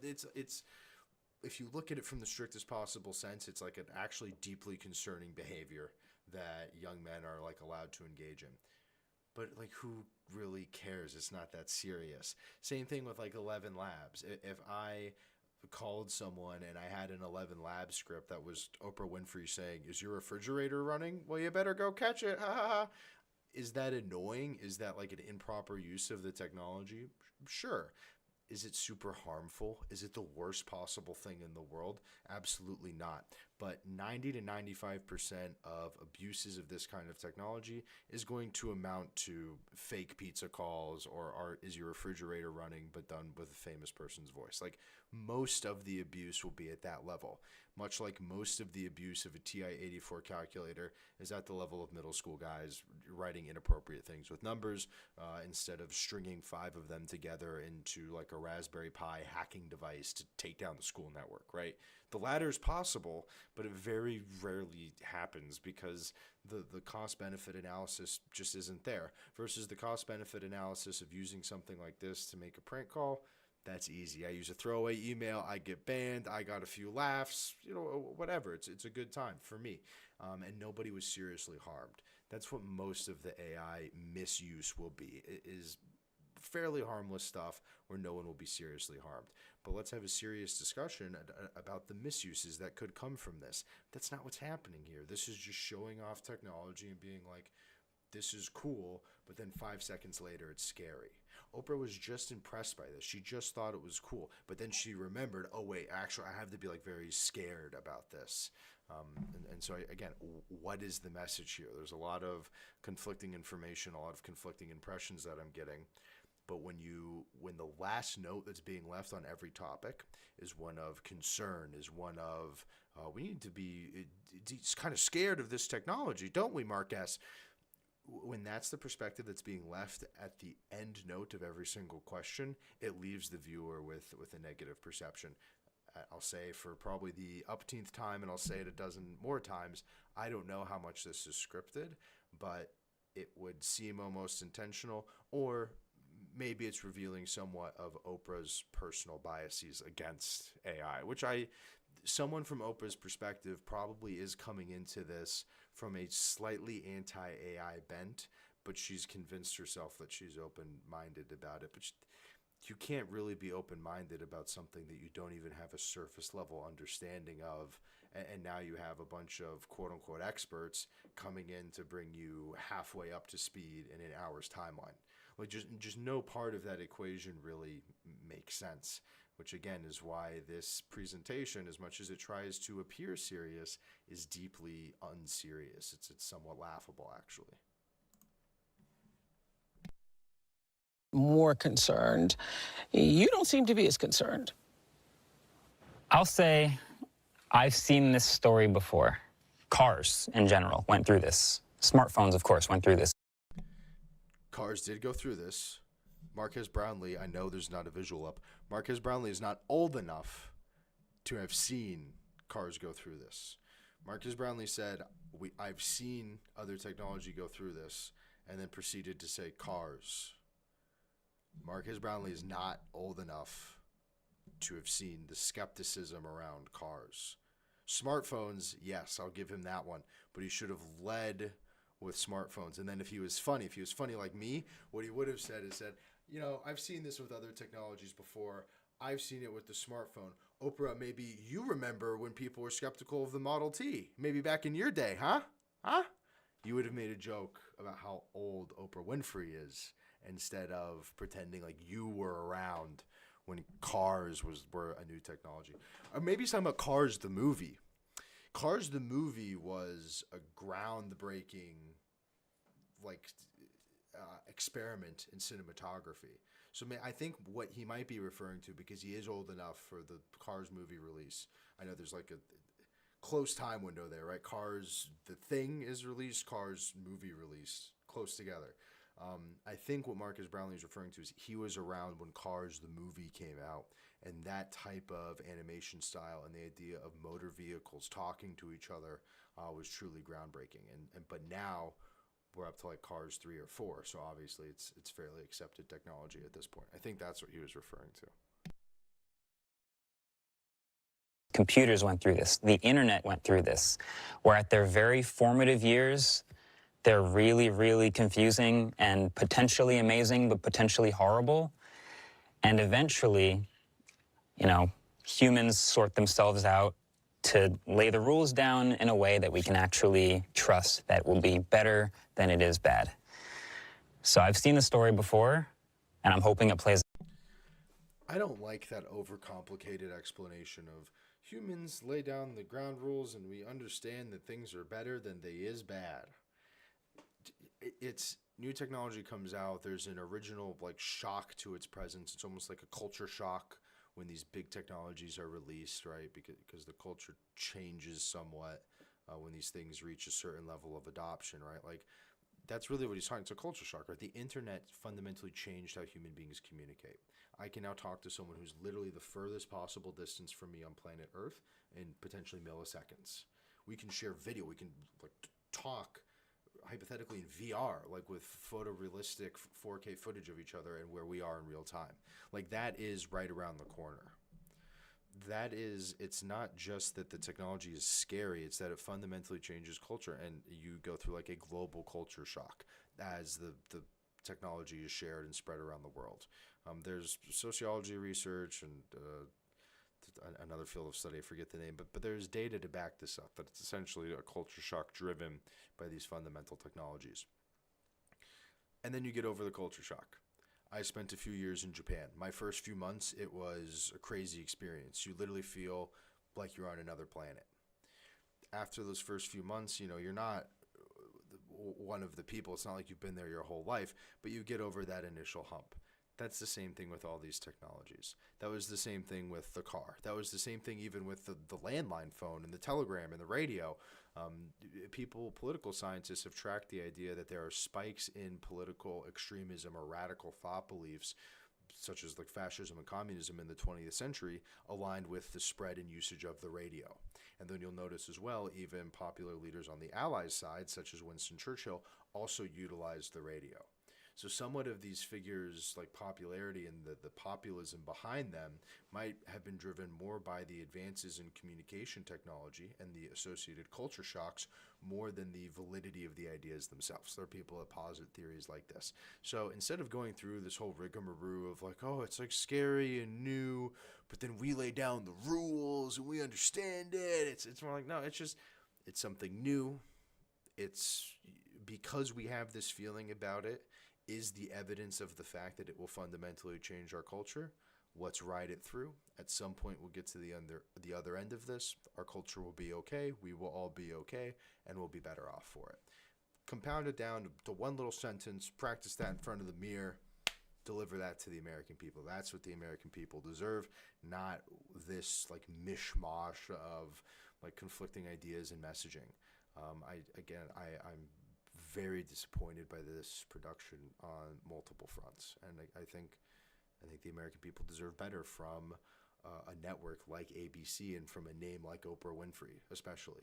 You know, if this was Joe Blow's YouTube channel out in the middle of nowhere, Kansas, and he was putting together something like this with 5 of his friends talking about AI at the local dive bar, I'd be more accepting of this level of conversation.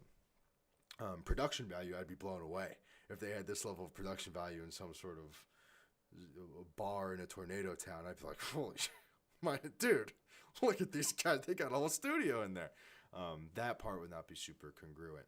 But in terms of the messaging and the level of conversation that's being had, that is definitely on par with that type of audience. And I get that that's kind of the audience that it's for more so than me, but there needs to be a middle ground somewhere. I don't believe that it's this disparate of a gap. I believe there is a middle ground of Americans, and those are the people that need to be talked to, and those are the people that this type of media should be branded towards. Instead, this is like, legacy media is kind of almost babysitting people who don't have the time. It's not any sort of personal insult. It's just you're at a certain stage in your life. You don't have the time to put forward the effort to understand all this new, rapidly changing stuff. And so it's improper for us to thrust that expectation onto those people and to be like, oh, you're watching ABC? Well, have you seriously considered AI and the future of us and the fundamental risk that it poses to your very life and well-being? Huh? Thought about that one, Grandma? It's like, no, those people do not need to be that intimately involved in the conversation. We just don't. It's nobody needs it. Neither side of the equation needs it. Thank you. No problem. Next, we have Tristan and Aza, who are here to talk about the incredible speed in which this is happening. It's moving really fast. These are the Humane Society we had people. There's a guy on the right. I'm immediately bothered. I don't know why he's not wearing a belt. If you're going to be on television, maybe if you're sitting behind a desk, or if you had something like I'm just in a circle, no belt is acceptable. If you're going to be standing full frontal, nothing in front of you, not full, he's wearing clothing, but you can see him essentially from head to toe, and he has a tucked-in shirt, no belt. If the shirt's going to be tucked in, belt is necessary. No belt, shirt untucked. Or say, hey, Oprah, I'm sorry, we got to reschedule. And honestly, if you're this important, you should have like an assistant or something. Be like, hey, get me a belt. Go to Kohl's. I'm sure you could DoorDash a belt in this day and age. So whatever lapse in judgment allowed this to happen, and again, we'll upload a version with the video so you can see. Whatever lapse in judgment allowed the lack of belt to occur, someone should lose their job for that too. another technology that was introduced a little bit recklessly, and that was social media. And we're here because we don't want that to happen again with AI. What was your experience? I made infinite scroll. You know, that thing where you scroll and the phone just keeps loading more? I invented it before social media, and I invented it to make people more efficient. And it's now used to waste over 500,000 human lifetimes every single. They're not wasted. Okay, most people that are doom scrolling, the majority of them, are probably not doing a lot more efficient or productive things with their time otherwise. Okay, like that. Part of the conversation that we need to have, excuse me, is that people who are prone to spending 6 hours a day on TikTok and no part of their body ever kicks them into gear to say like, hey, get up and do something. Think about something, like, but turn the gears just a little bit, you know, and they can do that for 3-4 days in a row. At some point, a judgment needs to be made of like, well, what would this person be doing if they didn't have TikTok? Like, really, that it's just TikTok. That's the only thing that gets them glued to the couch. They would not be doing this otherwise. They wouldn't be watching TV mindlessly or YouTube or reading the newspaper. If we have to go back, like taking the comics out of every single newspaper, reading that all day. Like, there are always ways, there will always be a way for people who are prone to unproductive or some level of lazy behavior to waste time. TikTok is just the most efficient way of doing that today. That's it. Other side note, this guy's implementation of infinite scroll is not the same thing that is implemented across different social media UIs today. It's not the exact same thing. Obviously, he uses that as a claim to fame. It ties really well into like the narrative of this company. And it's also really weird. This company is like up here to say, yeah, AI is scary, but remember social media being bad? Remember that narrative? We're still pushing that. So if you have tax write-off money, you can throw it our way too. The social media thing is still, that's rough. Yeah. Okay, dude. Yeah. We're here to talk about AI, and these two are here with no belt to push like their narrative. Also, I think this guy has a watch on both of his wrists, or he has like a watch and then a Fitbit thing.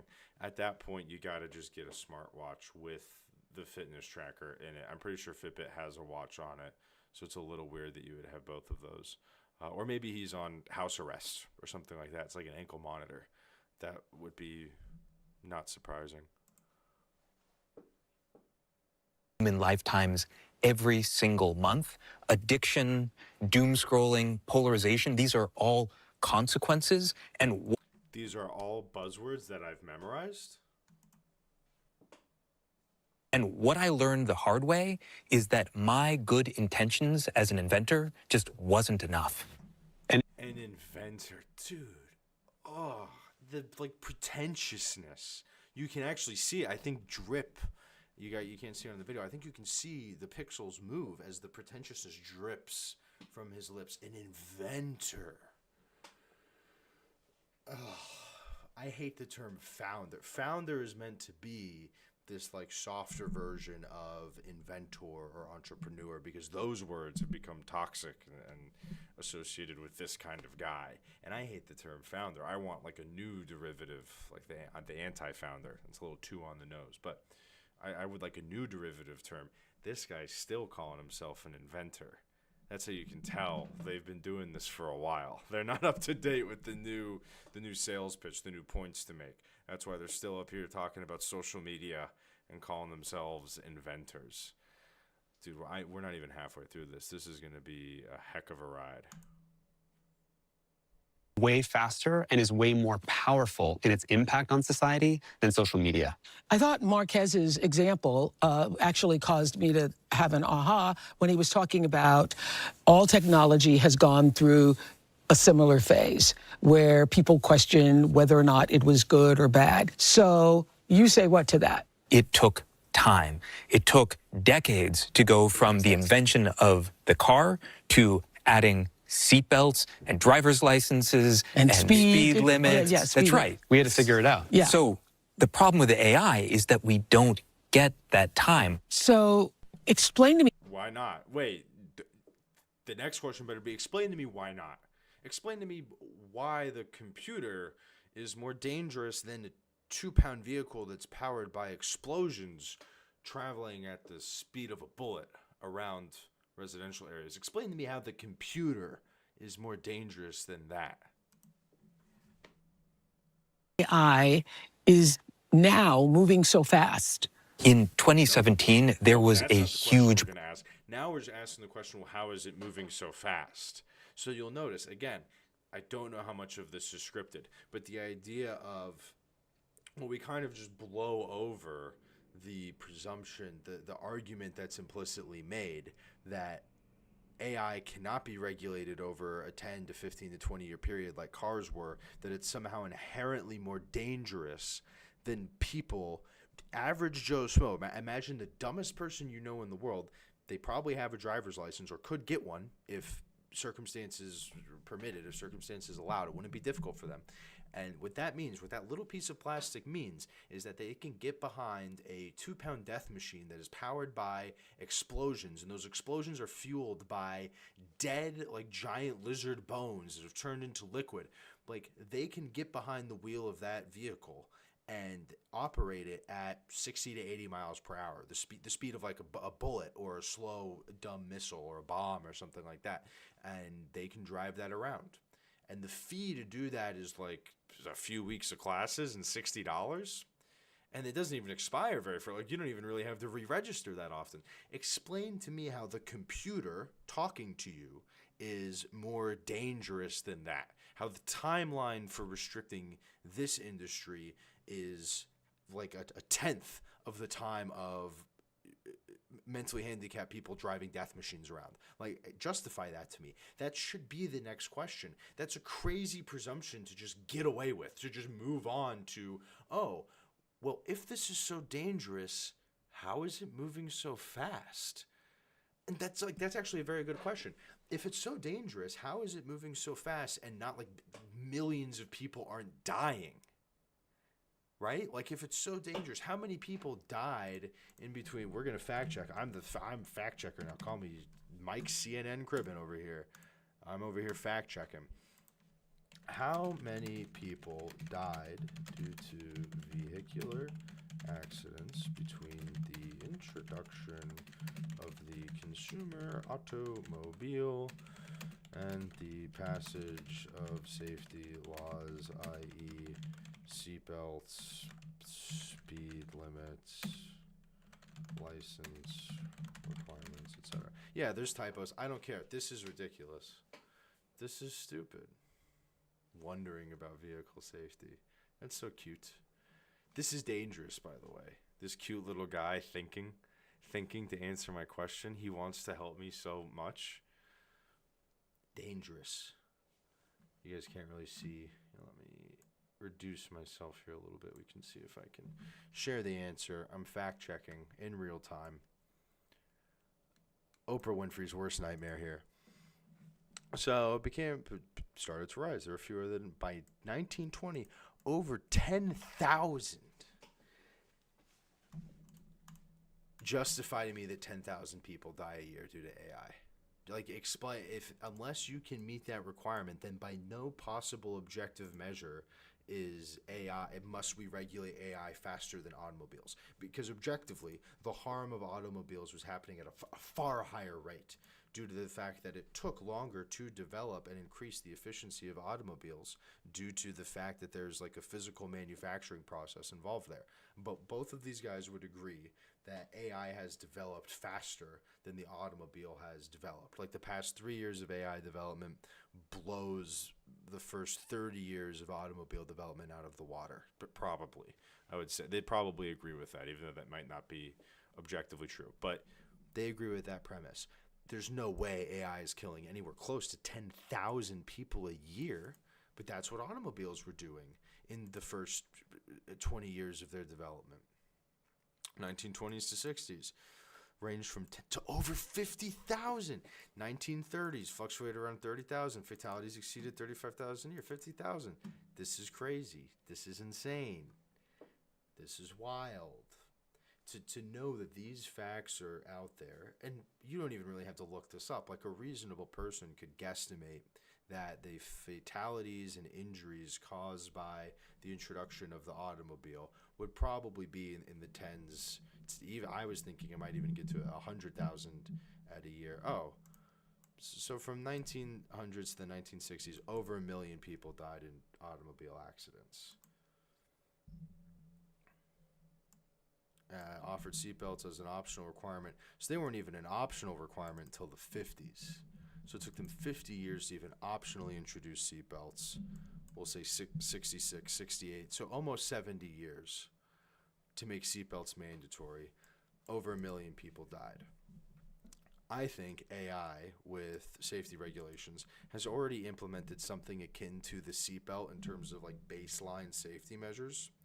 It has not taken 70 years, and there's no way that 1 million people have even been like measurably harmed by AI in that time, much less died due to AI accidents. So again, this is propaganda in the worst possible way. It's not really informing people anything of AI. It's informing people of the narrative of AI. Right, the narrative of AI is this very centrist view of like, it's cool, it's awesome, it can do impressive things, but also it's like potentially really dangerous. We need to like crack down on the potential bad side of things. And the acceptable narrative is to like acknowledge both of those things and like trudge through with that perspective. That's the worst possible perspective to have, honestly. Either kind of check out of the conversation, be a part of the conversation in such a way that you are aware of the rapid developments and changes and possibilities, so you can have an educated input as to, here are the cool things that can be done, here's what we should consider morally and socially acceptable, here's where we should draw a line, and maybe if you're really smart and above voting age or whatever, above the age of reason, you should be able to craft, like, here's a potential policy that I as a voter might agree with to implement these standards, okay? And if you can't be up to date with where the technology is at, you do not have the prerequisite information to come to a reasonable conclusion about this topic. And as someone who is obviously deeply personally invested in the industry, that doesn't matter, the financial element, that doesn't matter, even if I was losing money doing this, because of my personal interest in AI, it is harmful when people who have that rudimentary low-level understanding contribute their poorly thought out 2 cents. It genuinely moves the conversation in the wrong direction, and I think that's a problem. In 2017, there was a huge breakthrough at Google, and researchers there discovered a way that AI could start to learn a kind of universal language where it could speak the language of anything. And then suddenly, the same lines of code could learn the language of DNA and learn how to make drugs, could learn the language of images, and could learn to do all those things that Marquez was showing. And so the rate of innovation went through. This is all like this is something that like a salesperson from Google would say about AI. But this guy is supposedly the opposition, he's supposedly a regulator or a skeptic. That's part of the problem, is both sides of the AI equation have to come from this perspective of AI is the biggest thing that ever happened. It's either the biggest thing that ever happened and it's super cool and it's super empowering, or it's the biggest thing that ever happened and it's the doomsday of humanity. It's going to kill everyone. It's going to addict people to social media. It has the power to process drugs and do fake voices and blah, blah, blah. And then you as the person are supposed to come like somewhere in the middle. But the point is, both of those perspectives in and of themselves, there's baked in this presumption that AI is the biggest thing like to ever happen. And that may even be true. I might agree with that statement. Probably not. I think it's on par with things like the internet and social media, but I don't know that it's necessarily bigger. It's another wave in the sort of digitization, information age wave of technological progress. It's another step in that, and it's a big one. It's an important one. It will have a multi-million, multi-billion-dollar impact on the economy, but so has the internet, so has the cell phone, so has industrial production and oil mining and all these things. So it's overcomable. It's just another phase in human development. But we can't have that reasonable discussion because every mainstream discussion is inherently unreasonable. Baked into the discussion is this perception that AI is like bigger than the nuclear bomb, but I can go to chatgpt.com and use it. That's like the perspective that you're supposed to have, is it's bigger than the atomic bomb, but it's so accessible and you can do all these crazy things with it. And that gives you this sense of like, or it's meant to give you this sense of like dread or anxiety or like a deep veneration and serious consideration for the product. And that's not reasonable. That's not a reasonable take or a reasonable perspective to have on AI. And so it's somewhat shameful that ABC or really any sort of mainstream publication or a main big figure with a recognizable name like Oprah has contributed their brand recognition to tainting the conversation in that way. AI will be big. AI will have a huge impact on the future. Those are both two truths.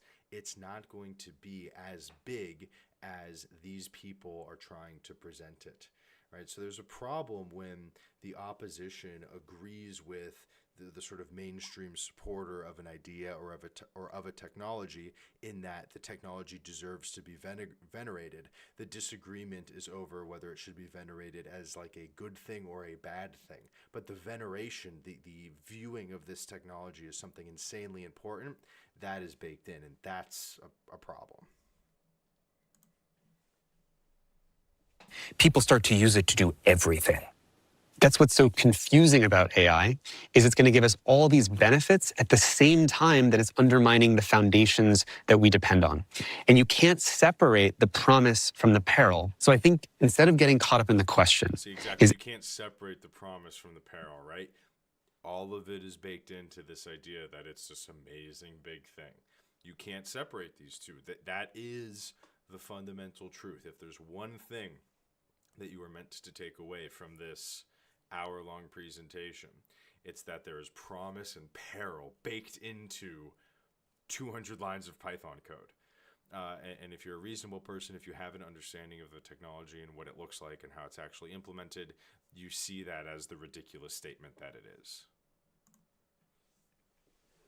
Question. Is AI going to be good or is it going to be bad? It's about, is it happening at a pace that our society can respond appropriately? But guys, it's here. That's why I started this program by saying it is here. So the argument isn't whether or not it's going to continue or whether the speed's going to continue, because it is already here. And some of it's here, but even more powerful forms of AI are coming. Yes. OpenAI's stated goal is to be able to build systems of AI that are even smarter than humans, because there's trillions of dollars to be made on the other side. And so yes, that is OpenAI's stated goal somewhat. It's a very idealistic goal. I don't know that they will actually achieve that. But if that were plausible, and it was believed to be plausible at like a financier at a institutional banking level a few years ago, the investment needed to push that technology further would happen at a private equity. It would not be accessible for $20 to $50 a month to Joe Schmo. Okay, if it were that powerful, right? Like the ability to sort of keep that under wraps, or at least have an iteration of it that was funded and beneficial to private equity, that would definitely, there'd be huge financial incentives behind that. Okay, the fact that it's becoming more and more widely accessible in and of itself seems to indicate the idea that it will have an impact. It will be big. It will be worth probably billions, if not trillions of dollars, but it will not be this like semi-autonomous, hyper-intelligent. We are starting to get into the like Eliezer Yudkowsky somewhat delusional doomerism about what AI will be capable of in the near future. It's not to say that at no point ever will we have programmatic systems that are capable of being 130 IQ versions of human beings right out of the box. At some point in time, that might be possible. Probably not anytime soon, such that it's worth having a conversation about on ABC. This is where we're reaching levels of like ridiculousness and levels of doomerism and fear-mongering that, again, we're tainting the conversation. No part of this conversation or this presentation has been good so far. The best part really has been Sam Altman providing the epitome of like corporate AI CEO answers. That's been the best takeaway from this. Even viewing it from the perspective of my mom or dad or someone even older than them or slightly younger than them sitting at home and watching this. From the perspective of someone like that, I am being severely misguided and misinformed and given what is really like a low IQ, very basic perspective on what is a serious topic. I'm being fed that by the spoonful, but it's presented in such a way with such nice lights and nice frills around the edges that I'm just going to accept it somewhat uncritically. And then I'm going to be left with this delusional perspective on an important technology. And that's the most disappointing part of this. More disappointing than anything else. Now is the time for us to say, what are the choices that we want to make about how this technology comes out? What do you want to see happen now? OpenAI, Google, Microsoft, they need to be held accountable for the harms that they would create so that they're all incentivized. They need to be held accountable for the harms that they would create. We need to hold these companies that exist today for the technology that they're producing today for a hypothetical future harm. We need to outline some future harm, but you can only outline the future harm if it's something that you anticipate happening, right? What these guys are essentially saying is we need a legal framework that we anticipate being applicable to sue these big companies so we can take them for a ride for millions of dollars. We need a way that when these guys are making billions, we got to be able to take like 15 million a year in class action lawsuits some way or another. We got to keep the lights running, okay?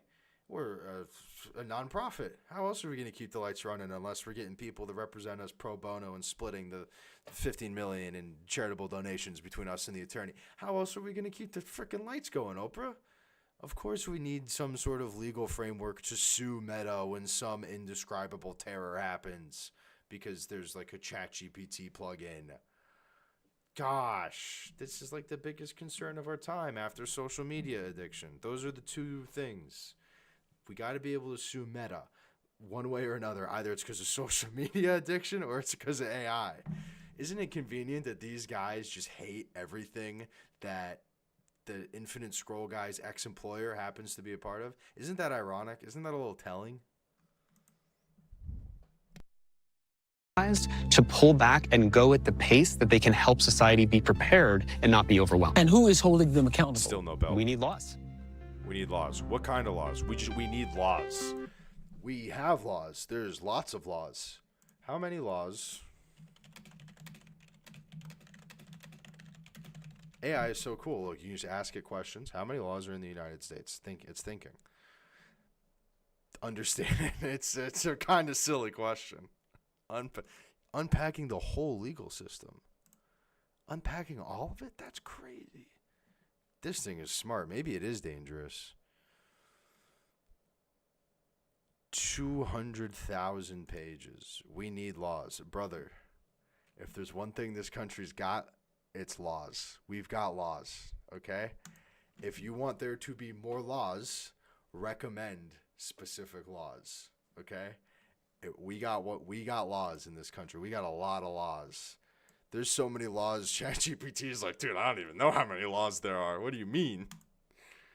We need laws. We've got them. I think we're about to hit an ad. The darkness of bipolar depression. Need this. That's not killing the vibe, dude. Sleepiness, dizziness, nausea, and dry mouth. Dude, God, what the? Is there an ad for Your whole SpongeBob wardrobe. SquarePants? SpongeBob SquarePants? I'm gonna sit this one out. It tastes so good. Okay, that one is a little more normal. A year. Do you need assistance? Okay, where's Oprah? Whoa. Dude, how many ads are that? I paid money for this already. We're unable to play this content. I've been banned. Oh, maybe I did. Maybe I'm banned. Let's go YouTube TV. Sorry, technical difficulties, ladies and gentlemen. Did I have to DVR it? Is that? Oh my goodness gracious! You're kidding.